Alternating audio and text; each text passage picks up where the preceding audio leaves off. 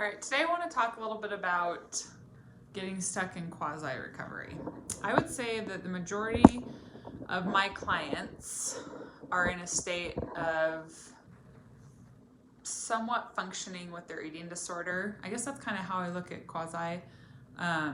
Like staying stuck in quasi is we'll refer to as like you're not in a stick thin, emaciated body, and you're going through life and other people think you're functioning and you kind of are functioning, but you're kind of not. You're kind of like going through the motions. I felt like the way I could describe the difference between like before I recovered, I felt like I was existing.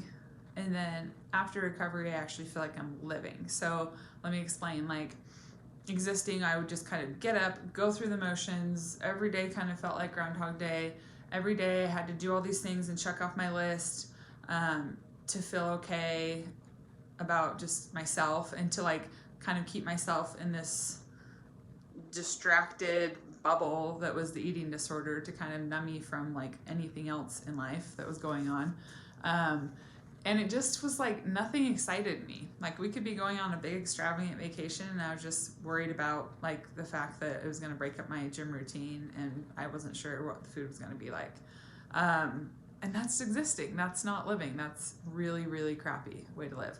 And I think that like to me, that's what I see people that are stuck in quasi experiencing as well.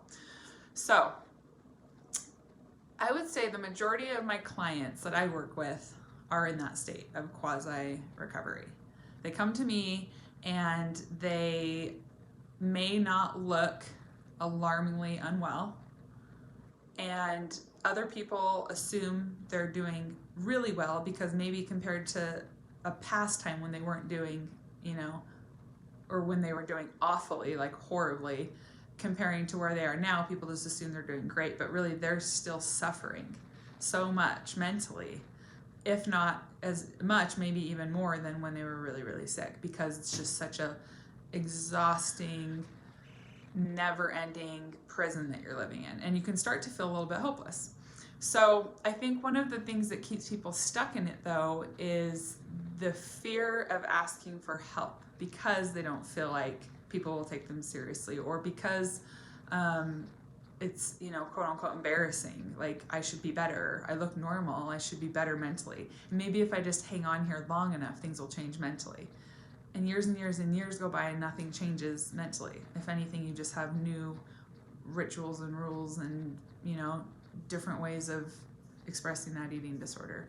And so I guess I feel like I spend a lot of sessions trying to convince and emphasize to my clients that, like I did a video the other day, that they are sick enough, like that they are still struggling and that they do need to apply all the same recovery commitments just as much as someone who maybe, would be considered medically unstable that needs to be inpatient. Like it is no different. In fact, you have an advantage because your brain's functioning slightly better than theirs is to be able to kind of comprehend what it takes to be able to fully recover.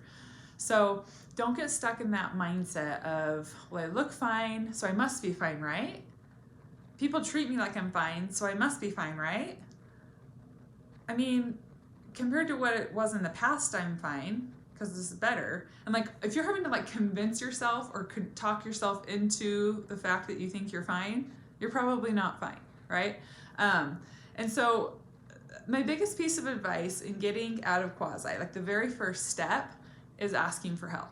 Get somebody on your team. I don't care if it's a